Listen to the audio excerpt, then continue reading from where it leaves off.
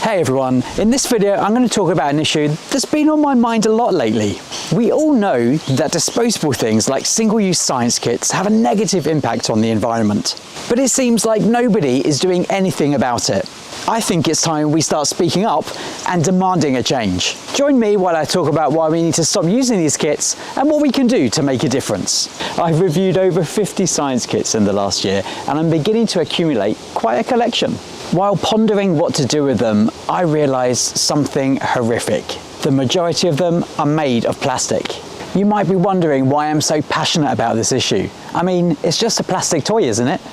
Wrong. These plastic kits are having a devastating impact on our environment and we need to do something about it. Single-use plastic science kits are becoming increasingly popular due to their low cost and convenience. However, the environmental impact of these kits is huge. The majority of these science kits are made from petroleum-based plastics that take centuries to break down. Not only does this have a major impact on our environment, but it also has an impact on our economy. The production of these plastics are very reliant on fossil fuels, which are becoming scarcer and more expensive. The disposal of these plastics is a major problem. So what can we do about it? Firstly, we can try and reduce our reliance on these products by just using them less. There are a number of manufacturers now that design tools using sustainable materials like wood and bamboo. Secondly, we can try to reuse these products by either recycling them or re-gifting them. This might mean donating them to charity shops or to recycling centres. Finally, we can raise awareness of the issue and talk about it with other people. We need to make people aware of the damage to the environment these plastic science kits are causing and encourage them to make more sustainable choices. There are plenty of single-use plastic alternatives for science kits. You can use your own metal or glass containers or even make your own science kits out of recycled materials. There are also many science kits that teach about environmental issues like climate change and pollution.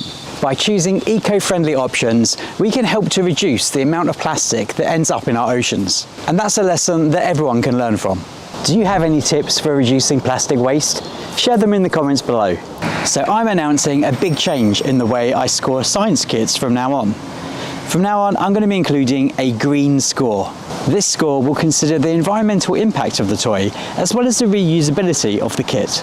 Regardless of how much fun the kit is, if it relies too heavily on single-use plastic, I will not be recommending it. If we all work together, we can make a difference. Let's start making the switch to sustainable science kits today. Making sure our science kits are carbon neutral so they don't contribute to damage to the environment. We owe it to the planet and to future generations of scientists to create a more sustainable future for science toys. If you haven't seen it yet, check out this eco-friendly toy I reviewed that creates a mesmerizing artwork while teaching you about cogs and potential energy.